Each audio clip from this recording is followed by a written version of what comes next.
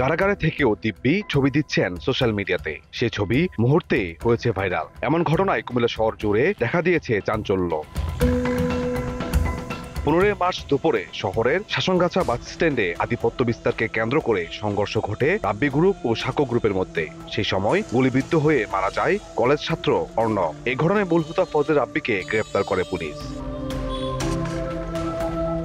বর্তমানে কারাবন্দী রয়েছেন মামলার প্রধান আসামি রাব্বি। নিয়ম ভেঙে তার ছবি তুলে পরিবারের কাছে সরবরাহ করেছেন এক কারারক্ষী। সেই ছবি ফেসবুকে পোস্ট করেছেন রাব্বির প্রবাসী ছোট ভাই আলামিন। এমনকি অভিযোগও রয়েছে ছবি দেখিয়ে হুমকিও দেওয়া হচ্ছে নিহতের পরিবারকে।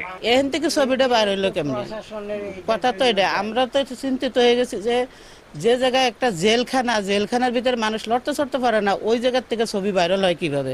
এবং কি ওর ভাই এই ছবি পাইয়া বিদেশ থেকে নাকি বলতেছে যে ভাই তুই বার হয়ে এলে পরে কি হইব, খেলা হইব। নগদের কাছে সব গ্রাহকই প্রিয়, তাই তো সারা দেশে ক্যাশ আউট চার্জ সবচেয়ে কম। আমরা তো এটা শুনে তো আমরা আতঙ্কিত, সবাই তো আতঙ্কের মধ্যে আছি যে কি কয়, একবার যে এত কিছু হয়ে গেল, ওখানে শাস্তিও হইলো না।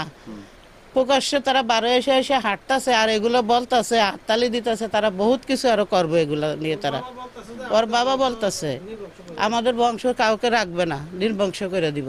আমাদের চাওয়া হয়েছে, এখন আমার ছেলে তো মারা গেছে, তো আমিও চাই যারা আমার ছেলেকে মারছে তারাও একজন আমার ছেলের মতো দুনিয়াতেই চলে যায়। এইটাই আমার শেষ বিচার।